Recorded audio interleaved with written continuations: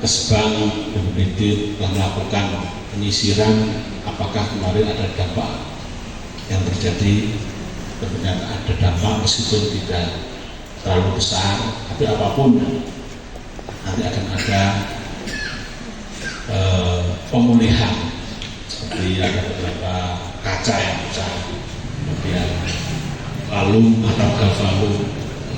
Hari ini akan diselesaikan oleh teman-teman BPBD bersama Dinas Sosial, itu arahan Bupati seperti itu.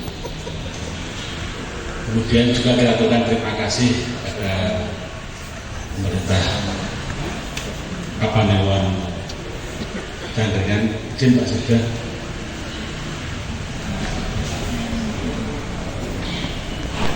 Kemudian atas pertimbangan teknis untuk keamanan dan mengurangi risiko dampaknya akhirnya dipindahkan ke Cangkringan. Dan alhamdulillah masyarakat Cangkringan mendukung proses ini. Karena ini sekali lagi karena kalau Cangkringan sudah terbiasa dengan kemanusiaan. Jadi proposal ini adalah rangka untuk mengurangi risiko terhadap kemanusiaan. Dukung alhamdulillah arahan dari Jibom, proses sterilisasi juga lancar, kemudian proses pengamanan juga lancar atas kerjasama kolaborasi kita semua. Ada teman relawan, ada Dimas, kemudian termasuk kita hadirkan BPPTKG. Kenapa demikian? Kita mengantisipasi apakah ada pengaruh nanti terhadap stabilitas ubah rangsa yang kita hadirkan. Maka posisinya yang disepakati kemarin adalah 12 km dari puncak. Dari pantauan kami dan atas informasi dari BPKG, ledakan detonator 1, 2, 3, 4, 5 itu tidak ada efek getarannya terhadap seismik yang dipasang di Partai Kopak, Labuhan maupun yang di Pasar Bubar ya, puncak. Alhamdulillah. Tapi yang keenam yang dipicu detonator itu bomnya itu efeknya getarannya itu terekam di seismik puncak. Dan yang pertama kali merekam adalah dari Partai Kopak, Labuhan, yang di puncak di Pasar Bubar itu. Dan pengamatan kami tidak ada dampak yang signifikan terhadap stabilitas ubah, tidak ada guguran akibat bom. Itu kita bersyukur di situ. Terima kasih Mas Andika sudah hadir di sana memantau langsung. Selanjutnya Bapak Ibu sekalian, tentu tidak lepas dari doa kita semua. Karena yang keenam, kalau 6 kemarin tidak berhasil, maka akan dihadirkan dari Mabes Brimob ya. Alhamdulillah, artinya pekerjaan kita berhenti di 12 itu. Kemudian selanjutnya nanti berkaitan dengan pemulihan dan bentuk rasa apresiasi pemerintah Kabupaten Sleman terhadap warga masyarakat yang mau mendukung. Mungkin Pak sudah sedikit memberikan arahan. Karena kemudian dari kami karena sudah tahu Pak Sedang,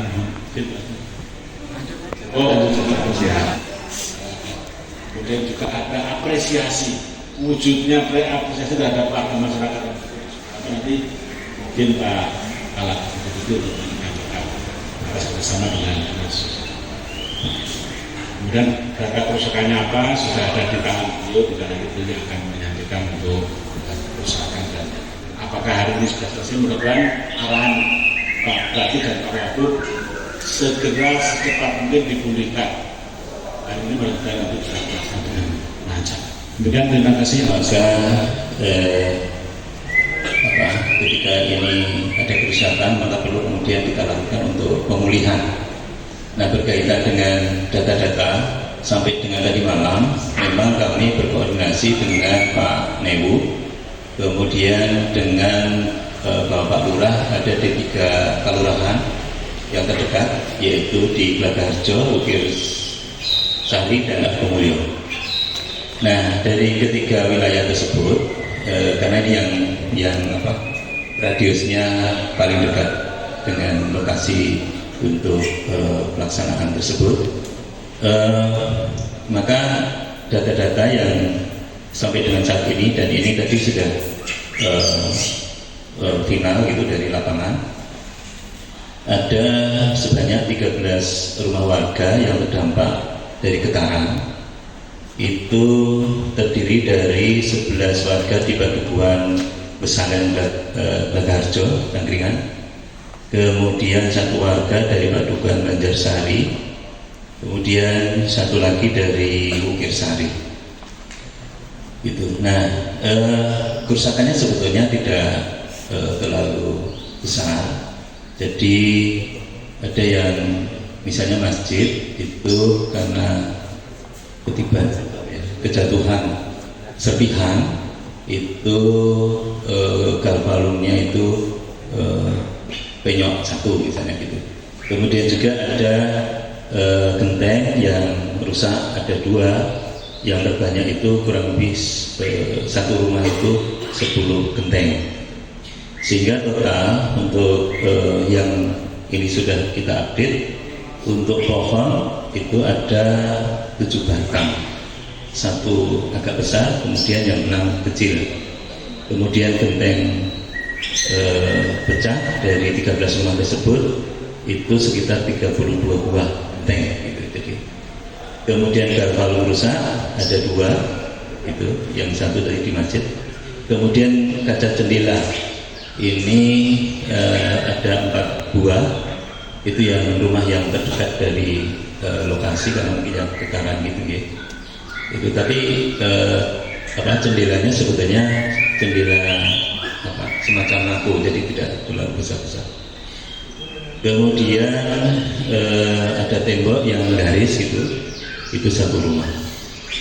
Nah, terhadap hal ini sejak kemarin kami langsung melakukan upaya untuk segera memperbaiki.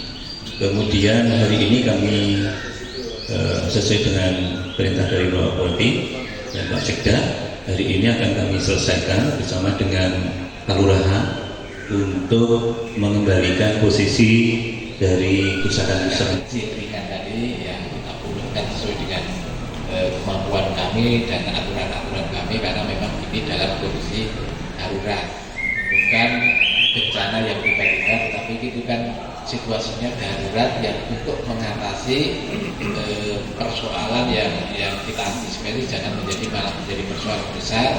Makanya risiko itu dibuat risiko yang terkecil, termasuk tempat yang sudah tempat yang cekungan dan sebagainya, tapi ternyata juga ada dampak meskipun kecil. Sehingga buat teman-teman untuk bisa memahami seperti ini, upaya kami untuk bekerja sama dengan Pak Kapolres dan jajaran. Terima kasih. Dasar umur dengan pidana, walaupun saya Polri, secara teknis saya juga tahunya cuma awam. Mengapa? Terus spesialis. Jadi pada waktu ditemukan, kemudian masyarakat melapor, kemudian melakukan identifikasi keamanan. Tadi identifikasi dari tim Jibom, ya, yang punya kompeten, diduga masih aktif, maka bahasanya USO. Bom yang belum meledak harus secara SOP harus didisposal karena dimungkinkan akan berbahaya. Kalau kecil itu akan didisposal di lokasi, ya, dengan masyarakat di evakuasi. Tapi kalau besar, pertimbangannya demi keamanan, maka dilakukan kemarin dengan pengunjung dari tim Jibom kemudian cari lokasi yang paling aman. Paling aman adalah yang ada di lokasi mana itu. Dari jauh dari pemukiman ke dalam 30 meter, ya, kemudian arahnya ke anak sungai itu, sampai jika pemecahannya itu tak. Jadi bentuknya ke kanan ke kiri dengan mitigasi sekecil apapun. Kemudian habis dilaksanakan acara disposal, wajib disposal adalah sterilisasi, karena pecahan dan mungkin ada zat-zat bahan itu harus disterilisasi, sehingga membutuhkan waktu sekian waktu untuk dibersihkan, cek, dan nanti baru dibuka untuk ditahu. harapan saya, karena itu berbahaya, Polri secara umum juga tidak semuanya secara teknis paham betul tentang bahan peledak. Karena kita biasanya menggunakan bahan peledak yang dipublikasi adalah jenis bom pesawat. Ya. Nah, itu harus berkenan kalau menemukan barang yang dianggap berbahaya jangan diutak-utik. Ya, kenapa? Kan antisipasi hal ini dilaporkan saja. Lebih bermain aman dilaporkan itu dari pemerintah daerah sekitar juga akan dilaporkan ke Polsek maupun ke Polres. Dan kita pun tidak berani nyentuh. Kenapa? Kita bukan ahli dalam expert dalam itu. Kita kan ngomong ke Jibom, kemudian Jibom akan datang lokasi menyelesaikan kemudian mengecek. Kalau itu tidak aktif juga cukup berbahaya. Tapi kalau itu diduga aktif harus didisposal, masalah teknis disposal itu sinar kebenaran adalah dari tim Jibom. Kalau di backup kontak berat, Jibom akan berkoordinasi minta bantuan dari Makobrimob Kelapa 2 Jakarta. Demi apa? Demi cepat segera didisposal biar masyarakat tidak resah, biar nanti kegiatan akan berjalan demikian selanjutnya. Terima kasih. Assalamualaikum warahmatullahi wabarakatuh.